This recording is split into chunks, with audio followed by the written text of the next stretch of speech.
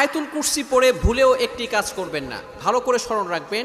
আয়াতুল কুরসি পড়ে আমরা যে ভুল কাজটা করে থাকি, আয়াতুল কুরসি হচ্ছে পবিত্র কোরআনুল কারীমের ভিতরে সর্বশ্রেষ্ঠ আয়াত হচ্ছে আয়াতুল কুরসি। সূরার ভিতরে সর্বশ্রেষ্ঠ সূরা হচ্ছে সূরা ফাতিহা, সূরা ইয়াসিন, সূরা বাকারা। তবে আয়াতের ভিতরে সর্বশ্রেষ্ঠ আয়াত হচ্ছে আয়াতুল কুরসি।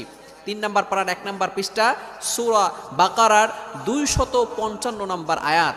এই আয়াতটি এতটা ফজিলতপূর্ণ আয়াত, আল্লাহু লা ইলাহা ইল্লাহু আল হাইয়ুল কাইয়্যুম।